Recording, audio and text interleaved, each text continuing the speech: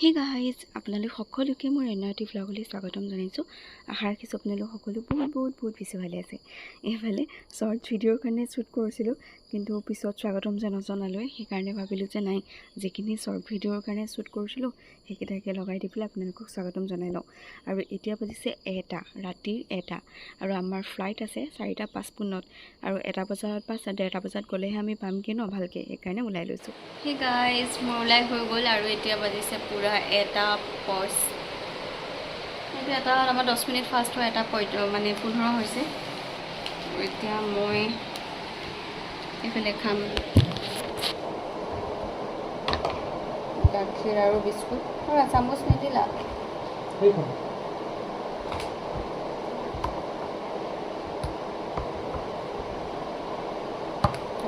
টোপনি লাগি আছে।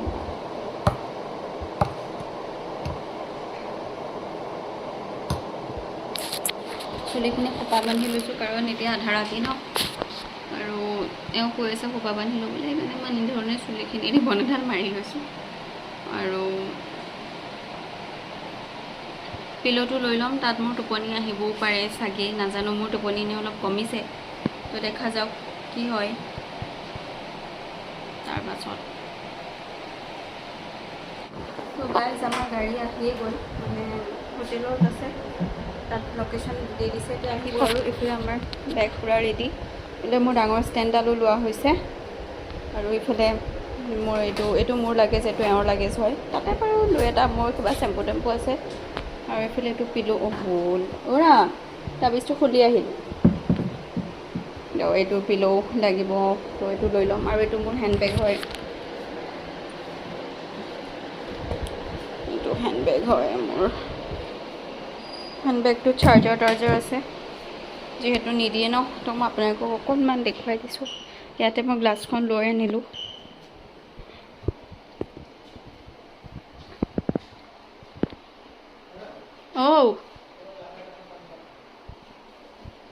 আহিছোঁ। এইটো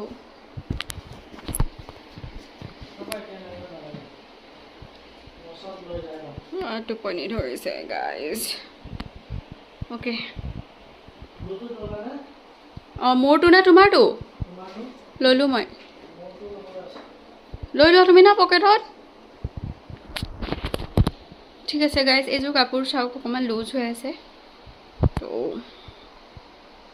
কিন্তু একদম শকত লাগিছে, ডাঙৰ লাগিছে। শকত বাৰু নৰ্মেলি হৈছোঁ। এইটো শ্বাৰ্ট ইয়াতে থ'লে, গ্লাছখন ইফালৰ পৰা ইফালে আনিলোঁ, মানে শ্বাৰ্টটো অঁতৰা বুলি নহ'ল।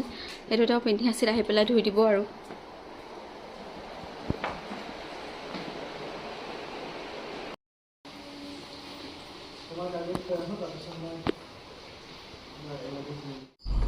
এইফালে আমি এখন কাৰত বহিলোঁ, আৰু লগতে এই কাৰখনত বহাৰ পৰা বিশেষকৈ 2 দিনে ধৰি হায়দৰাবাদত 24 আৱাৰ্ছে মানে বৰষুণে দি আছে।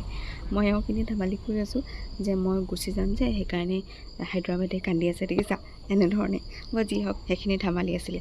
আৰু এইফালে মই পূৰা একদম পিলো চিলো লগাই শুবলৈ আহিছোঁ। আৰু যেতিয়াই গাড়ীৰ পৰা নামিছোঁ, ইমানেই বেছি ঠাণ্ডা লাগিছে এয়াৰপৰ্টত, কাৰণ মই কোনো ধৰণৰ এনেধৰণে চুৱেটাৰ টাইপৰ কাপোৰ মই পিন্ধি নাহিলোঁ। আৰু মই গমো নাপাইছিলোঁ যে ইমান বেছি ঠাণ্ডা লাগিব পাৰে। ইমান বেছি ঠাণ্ডা, মানে উপায় নাই, কিন্তু যাবতো লাগিবই, কামখিনি হ'ব লাগে। আৰু গাইজ, আহি পালোহি, আৰু বহুত বেছি ঠাণ্ডা লাগিছে ইয়াতে, আৰু লাহে লাহে গৈ আছোঁ। আমি যেতিয়া টিকেট ল'লোঁ, আৰু তেতিয়া গম পালোঁ যে আমাৰ মানে গেটটো বহুত বেছি দূৰত আছে, কমচে কম 3-4 কিলোমিটাৰ মানে খোজকাঢ়িবই লাগিব। সেইকাৰণে এওঁ ক'লে যে হুইল চেয়াৰ এখনকে এপ্লাই কৰোঁ, আপোনালোকে এপ্লাই কৰিব পাৰে।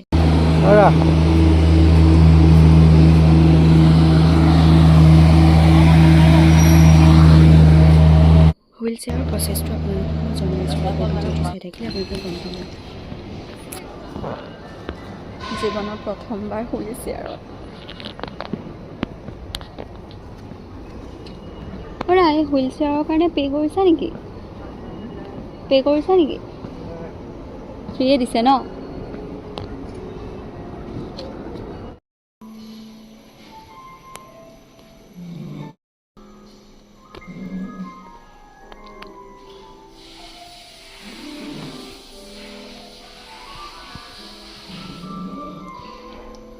বাথৰুম লাগিছে, বাথৰুম কৰি লওঁ।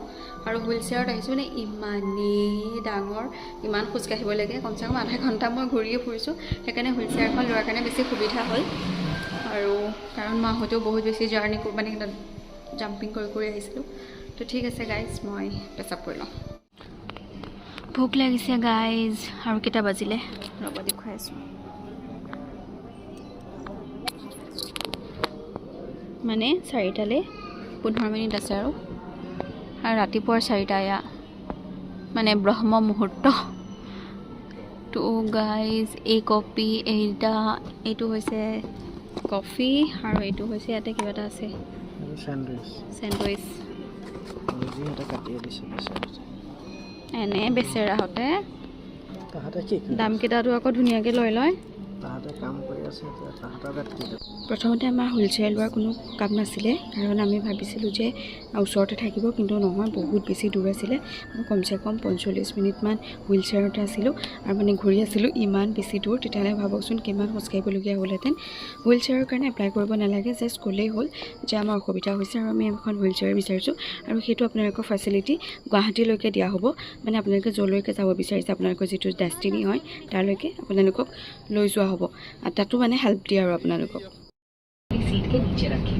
कृपया अपनी सीट पर बैठ जाएं और प्रस्थान के लिए आयल को खाली रखें। धन्यवाद। Welcome to Indigo. We would love to take off with you at the earliest. To help us get going, please keep your large bags in the overhead bin up and small bags under the seat in front of you. Please take your seats and keep the aisle free for listed objects. Record কৰিব আৰু এতিয়াও ইমান বৰষুণ ইয়াতেৰে, তো মই edit কৰি আছোঁ আৰু সেয়াকে কৰি আছোঁ। অকণমান চাই মেলিও আছোঁ বাৰু এতিয়ালৈকে হেৰি কৰা।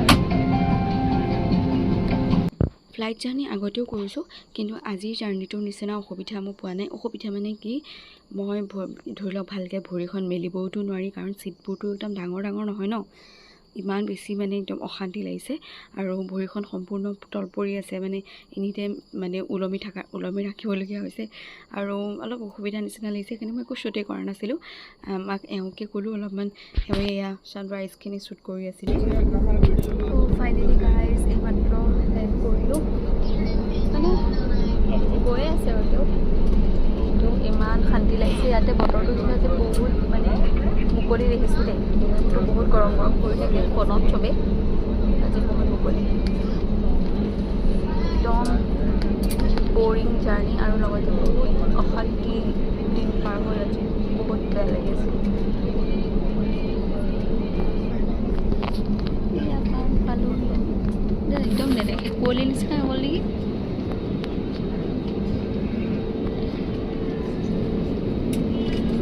কুঁৱলী পৰিছে নেকি বাৰু। পূৰা বেগ চেগ লৈ পেলাই আমাৰ আৰু এখন গাড়ী আমি বুক কৰিছিলোঁ, সেয়া লৈ মেলি ল'লোঁ, আৰু তাতে আমি বহি আহি আছোঁ। আৰু ইয়াত যে আহিও যে বৰষুণ জানেনে, তো মোক মায়ে কৈ আছিলে যে তই যে দোৱা কৰি আছিলি, সেইকাৰণে চাগে বৰষুণ আহি আছে। বাট যি আশা কৰিছোঁ পিছলৈও যাতে ঠাণ্ডা পৰি থাকে। গাইজ এইফালে এখন হোটেলত ৰখা হ'ল, মই একচুৱেলি গমেই নাপাওঁ ক'তনো ৰৈছে জানেনে, একো বুজি পোৱা নাই মানে। আৰু একদম ওপৰত আছে সেইখন গাড়ীখন, আহি পেলাই ৰখাই দিলে, ইমানটোৱে ক'ব পাৰিলেহেঁতেন। এইফালে ৰ'ব পানী আনিছে, হাতখন ধুবলৈ দিয়াচোন আকৌ, ভালকৈ ধুবলৈ দিয়া।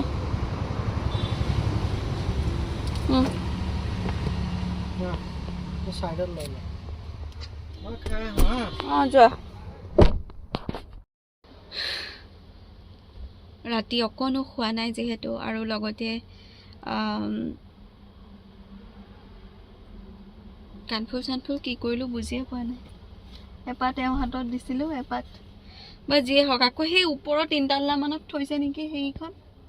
এতিয়া আকৌ কোন উঠি থাকিব সেইখনত, সেইকাৰণে এওঁ ক'লে ইয়ালৈকে লৈ আনো দিয়া, কিন্তু ইমান ধুনীয়াকৈ দিছে, সেইকাৰণে বোলো অকণমান দেখুৱাই দিওঁ। পৰঠাকে লৈছোঁ আৰু, কাৰণ অসমত আহি পৰঠা নাখালে কেনেকৈ হ'ব। লুচি পুৰি খাম বুলি ভাবিছিলোঁ, কিন্তু নাই, প্ৰথম পৰঠা খাই লওঁ, তাৰপিছত পিছে পৰঠাখিনি খাম আৰু।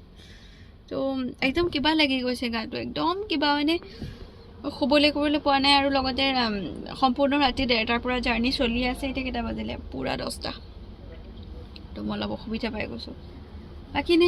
বাকীখিনি চব ঠিকে আছে, কিন্তু আৰু লগতে ভোক, সেই 4টা বজাতে মই সেই বাৰ্গাৰৰ নিচিনা যে চেণ্ডউইচ সেইটো খাইছিলোঁ, তো মোৰ গাটো একদম কিবা হৈ গৈছেগৈ মানে। পানী চানীও পোৱা নাই। তো 7 মাহত 8 মাহত 9 মাহত এনেকুৱাত মানে জাৰ্ণি কৰিবলৈ অকণমান কষ্ট হয় লাষ্ট ট্ৰাইমেষ্টাৰটোত। মই খাই লওঁ। ল'ৰা ছোৱালীটোৱে হেৰি ভাবিছিলোঁ ওপৰলৈ নাহোঁ, একদম ওপৰত আছিলে যিহেতু এখন ৰেষ্টুৰেণ্ট, কিন্তু মোৰ ইমানেই জোৰছে মানে পেচাব কৰিব লাগিলে, সেইকাৰণে মইতো আহিবই লাগিব। মই গুচি আহিলোঁ আকৌ ওপৰলৈ, আৰু অহাৰ লগে লগে দেখিলোঁ যে ইমান বেছি ধুনীয়া হয় ৰেষ্টুৰেণ্টখন। মোৰ পিছত পস্তাই আছোঁ, ঠিক চালা বোলো ওপৰতে খাব পাৰিলোঁহেঁতেন, নিজৰ হেৰিতে মানে দেখাই নাপালোঁ পৰিৱেশটো। কিন্তু পিছত গৈ পেলাই যেনিবা পেচাব কৰিবলৈ গৈ দেখা পালোঁ, কিন্তু তথাপিতো বহি পেলাই খোৱাৰ যিটো মজা আছিলে সেইটো কেনেকৈ হ'ব আৰু। কিন্তু এখনৰ নামটো মই নাজানো দেই, মই মানে নাম চাম একোৱে চোৱা নাই। আপোনালোকে যদি কোনোবাই খাইছে জনাব।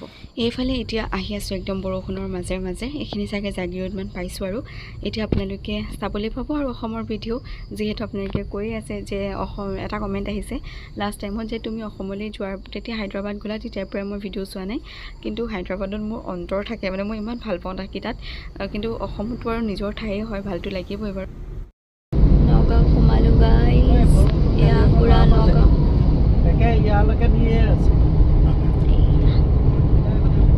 মানে সেইফালে আমি ইফালে সোমাই গ'লে আমি আমাৰ ঘৰ পাই যাম। এবছৰৰ মূৰত দেখিছোঁ, তথাপিতো একো মানে পুৰা এনেকুৱা নিচিনাই আছে, চেম ভাল লাগিছে।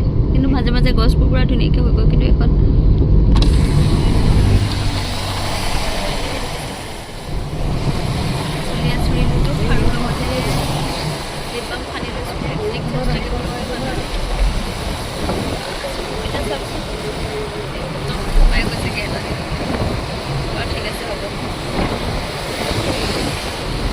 নগাঁৱত বৰষুণো নাই, কিন্তু এইফালে অলপ আগলৈকে বহুত বেছি বৰষুণ দি আছিলে। আনি দিছে এখন কোনে আনি দিছে বেটা? মামা বুলি কোৱা। মামাই আনি দিছে, মাতে নাই লোৱা। বেটা এখন কি কৰিবা, ভাঙি পেলাবা? সেইখিনি মই ভাঙিম, মানুহটো সমান দে। বেটা দেখ তই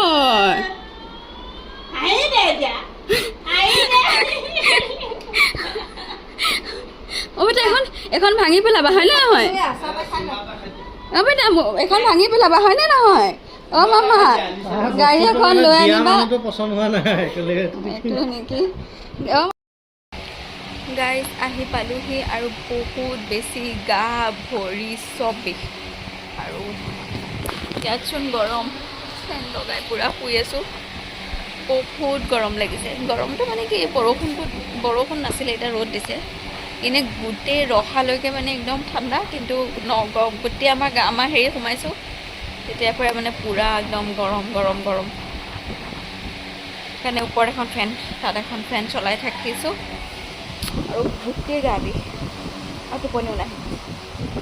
টোপনি নাখাওঁতো মই কি কৰিম বাৰু? মেডিটেশ্যন কৰিব লাগে বাৰু, কিন্তু মেডিটেশ্যনো কৰিব মন যোৱা নাই। এনেকুৱা চিটুৱেশ্যন মানে আছোঁ।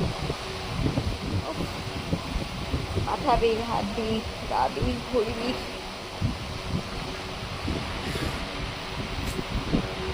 অশান্তি পাইছোঁ গাইজ। আমি গা চা ধুলোঁ, নাইটি চাইটি পিন্ধি ল'লোঁ।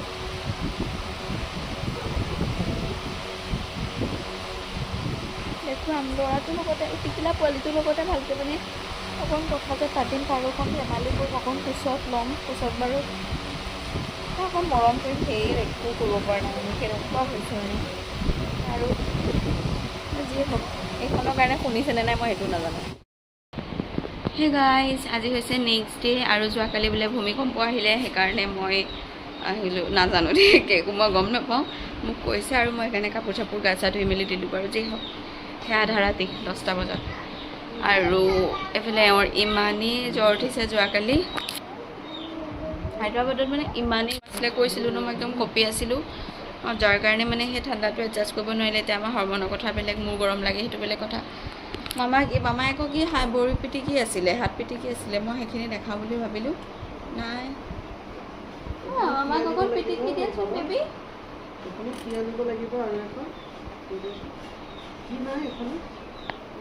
কি নাই এটা কৈ দেচোন। ভাবিছে এইটো কি কি নাই কোৱা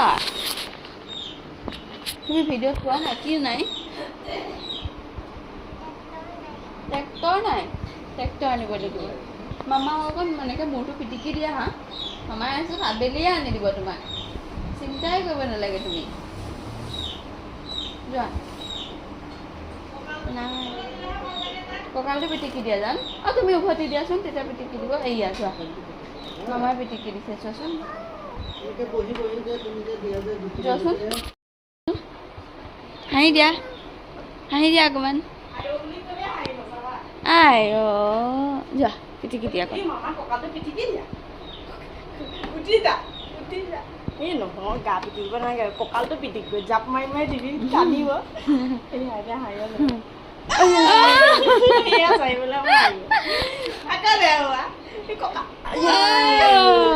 পাৰিছেতো আকৌ দিয়া কৰা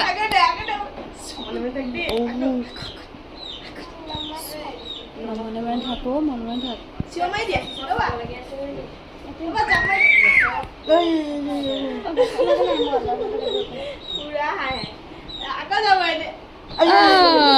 গুড কৰা কৰাচোন ধৰি লোৱা দেই ধৰি লোৱা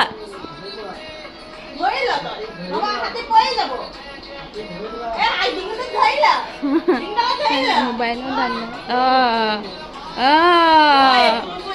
এই লোভ এৰা নাই ৰ'বা মোবাইলৰ লোভ মানে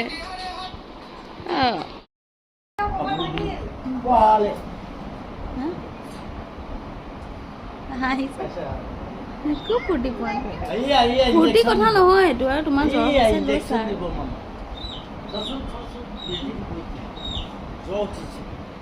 চোৱাচোন বেটা গৈছে ল'বা নেকি বেটা বেটি এটা ল'বা নেকি হা